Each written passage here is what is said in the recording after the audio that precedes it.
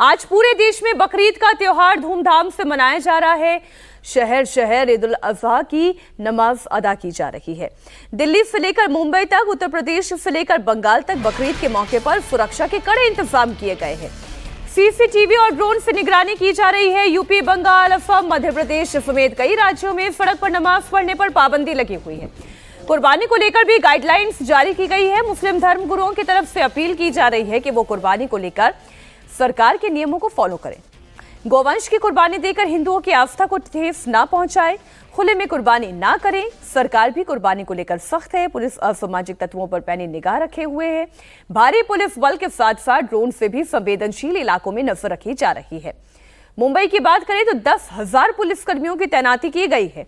8 additional commissioner, 21 deputy commissioner, 61 ACP, करीब 2,000 inspectors के साथ ही 10,000 पुलिसकर्मी ड्यूटी पर तैनात हैं। ये अलग अलग शहरों की तस्वीर आपके सामने है, लेकिन जो ऐतिहासिक तस्वीर है और जो खबर है वो आपको जाननी चाहिए, वो कोलकाता से है।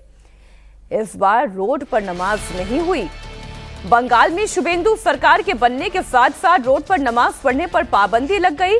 थोड़ी देर पहले मुसलमानों ने कोलकाता के ब्रिगेड परेड ग्राउंड में बकरीद की नमाज अदा की। मुसलमान कई साल से कोलकाता के रेड रोड पर नमाज पढ़ते जा रहे थे और इसकी वजह से लोगों को बड़ी दिक्कतों का सामना करना पड़ता था, लेकिन सरकार बदली, सिस्टम बदला तो माहौल भी बदल गया। 107 साल के बाद रेड रोड पर नमाज नहीं पढ़ी गई। 107 साल सज्जन जी रोड को अपने लिए नमाज का एक अनसेड, जिसे कहते हैं स्वघोषित एक जगह बना ली थी, लेकिन अब जब ब्रिगेड परेड ग्राउंड है तो फिर सड़क क्यों? नहीं, बिल्कुल सही बात है। देखिए, ये हमेशा से ये जो प्रक्रिया है कि आपकी कोई धार्मिक आस्था है, आपका कोई त्योहार है, आप उसको कीजिए, उसके लिए सरकार एक जगह मुहैया करवाए। 2 चीज़ों का ध्यान है, एक किसी और की धार्मिक भावना आहत नहीं हो और दूसरा किसी और को असुविधा नहीं हो। वैसी स्थिति में पहली बात जो बकरीद का देख लें ये था कि भाई आप गाय की कुर्बानी ना करें और दूसरा सड़कों पे कुर्बानी ना करें। उसके अलावा नमाज पढ़ने की बात आती है। आप देखिए, ये चला आ रहा है कि केवल रोड की नहीं है, आप देखें ट्रेनों में देखें और भी बाकी जगहों पे देखें।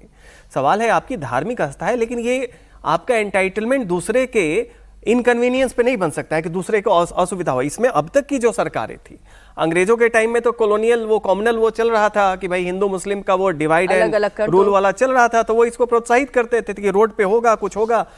46 में डायरेक्ट एक्शन डे हुआ था, सब कुछ वो समझ में आता है। आजादी के बाद भी आपने इसको जारी रखा, तो एक तो ये सरकार की लापरवाही कही जा सकती है कि एक की भाई आपने कोई अल्टरनेट इस पे व्यवस्था नहीं की, और दूसरे के बाद की जो सरकारें थे उनको लगा कि अगर हम सड़क पे नमाज पढ़ने से रोक देंगे तो हमारा वोट बैंक जो है वो इससे आहत हो जाएगा। ये सोच उनके बीच में। अब आप देखिए, बहुत सारे धार्मिक नेताओं ने और जिन लोगों ने ब्रिगेड ग्राउंड में किया, उन लोगों ने इसका स्वागत किया है कि मैं सुना देती हूँ नमाजियों ने कहा क्या, आप सुने उनका बयान। नहीं, बहुत अच्छा है। ब्रिगेड में आप जो देख रहे हैं, जो फैसिलिटी हमारे शुभेंदु अधिकारी सीएम की तरफ से है, हम सारे मुसलमान की तरफ से उनका बहुत शुक्रगुजार हैं कि बहुत अच्छा इंतजाम किए हैं। ब्रिगेड में भी बहुत दिन से नमाज पढ़ते थे और यहाँ भी नमाज पढ़ने में हम लोग को कोई दिक्कत नहीं, और बहुत ज्यादा ही फैसिलिटी मिला है। पार्किंग का लेके, आने का लेके, जाने के लिए अभी देख रहे हैं यहाँ पे चारों तरफ से हम लोग जा सकते हैं, कोई दिक्कत नहीं है। पुलिस जो हो और यहाँ के जो नेता लोग हैं उनका बहुत अच्छा सपोर्ट रहा है। हम दिल से, हम जितने भी हिंदुस्तान के मुसलमान हैं उनके तरफ से हम अपने सारे हिंदू भाई को, और भी जो सिख भाई हैं, ईसाई भाई है, सबको शुक्रगुजार करते हैं। जो इंतजामात है ठीक है और अच्छा होना चाहिए, डे बाय डे इंशाल्लाह और अच्छा। अब जो काम अभी हो रहा है वो ऐसा तो नहीं है कि पहले नहीं हो सकता था, ममता सरकार में भी हो सकता था, लेकिन मुस्लिम वोट बैंक के चक्कर में खुलेआम कानून का उल्लंघन होने दिया गया। हालात बदले हैं। अब टीएमसी के मुस्लिम विधायक भी कह रहे हैं कि सरकार ने जो नियम बनाया है उसका पालन करना चाहिए। सुने टीएमसी विधायक जावेद खान को।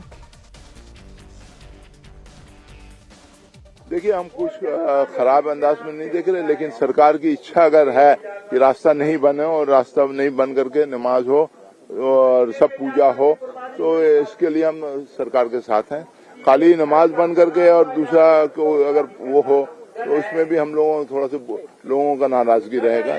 देखिए, बकरीद को लेकर हो, जिनका अपना जो पार्टी का आइडियोलॉजी है उसको लेकर हो, वो इम्प्लीमेंट करने की कोशिश करेंगे। हम लोग आइन के दायरे में रहकर मानने की कोशिश करेंगे। हमारे सहयोगी ओंकार सरकार कोलकाता से लाइव जुड़े हुए हैं। ओंकार, दीदी गई दादा आए, ये परंपरा कैसे बदल गई?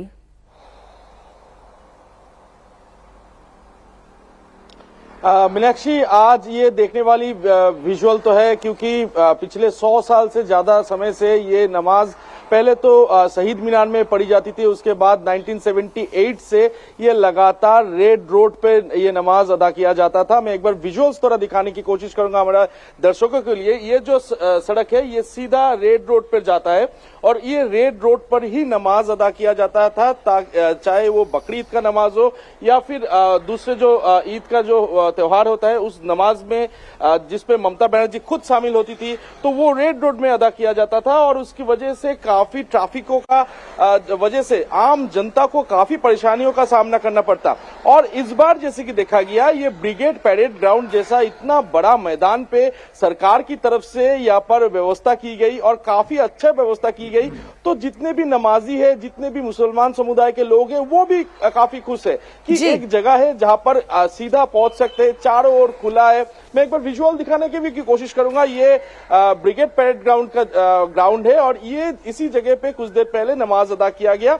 तो ये जो जगह है चारों ओर से खुला हुआ एक जगह है, तो इसमें नमाजियों का कोई भी दिक्कत नहीं हुआ, ना कि ट्रैफिक का प्रॉब्लम हुआ, ना पार्किंग का प्रॉब्लम हुआ। और जितने भी लोग नमाज अदा करने आए थे उनको भी काफी आप ही की अच्छा रिपोर्ट जगह से मिला। मैं एक अंदाजा लगा सकती हूँ ओंकार कि नमाजी भी खुश, सरकार भी खुश, प्रशासन भी चुस्त, हिंदू भी खुश। ऐसी होनी चाहिए व्यवस्था। उत्तर प्रदेश में भी शहर शहर पुलिस का फ्लैग मार्च हो रहा है। बड़ी खबर आपको दे दे, संभल में जामा मस्जिद के पास कड़ी सुरक्षा है और उसी कड़ी सुरक्षा में बकरीद की नमाज भी अदा की गई। पुराने लखनऊ में ड्रोन से निगरानी कर रही पुलिस, यहां से भी खबर है। अच्छा, कुर्बानी को लेकर भी जो खबर आ रही है कि भाई कहाँ पे होनी चाहिए, किनकी कुर्बानी होनी चाहिए, इसको लेकर भी नियम लागू किए हैं। यूपी में गाय की कुर्बानी पर तो सख्त पाबंदी है, ये हम जानते ही हैं। तो जैसे रेड रोड की कहानी बदल गई, वैसे तो अब हम देखें अजीत जी, मुरादाबाद की कहानी हो, संभल की कहानी हो, मेरठ की कहानी हो, कहानी बदलती चली जा रही है। एक एसटी हसन का बयान है, वो जरा मैं दर्शकों को पहले सुना दूं। एसटी हसन ने कहा कि मुसलमानों को गाय की कुर्बानी नहीं देनी चाहिए। इसके साथ ही एसटी हसन ने सरकार से गाय को राष्ट्रीय पशु घोषित करने की भी मांग कर दी है। ये अच्छी बात है। हम तो ये कहते हैं कि गाय को नेशनल एनिमल डिक्लेयर करें। गाय हमारे करोड़ों हिंदू भाइयों की आस्था है। हम मुसलमान इसी वजह से उसका इस्तेमाल नहीं करते कि हमारे हिंदू भाइयों की धार्मिक आस्था को कोई ठेस ना पहुंचे। तो बंद होनी चाहिए।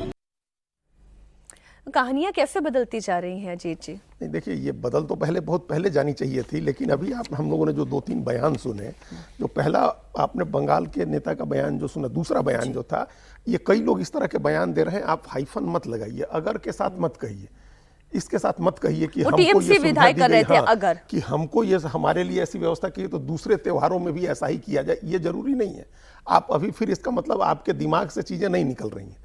हर त्योहार की, हर धार्मिक पर्व की एक प्रकृति होती है अलग तरह की, उसको मनाने का तरीका अलग होता है। अब यही जब मुस्लिम समाज के लोग मुहर्रम पर ताजिया का जुलूस लेकर के निकलेंगे तो उनको परेड ग्राउंड नहीं मिलेगा। परेड ग्राउंड में वो इकट्ठा होंगे, रोड पर से ही जाएंगे।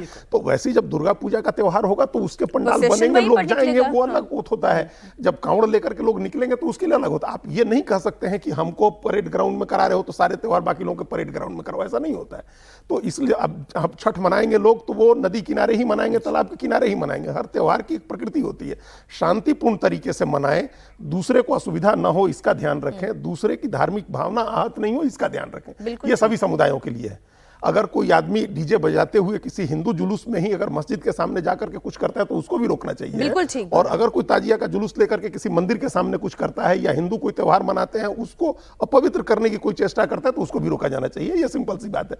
आप शर्तें मत आरोपित करिए कि हमको परेड ग्राउंड दे दिया तो दूसरे का भी ऐसा ही करिए, ऐसा नहीं होता है।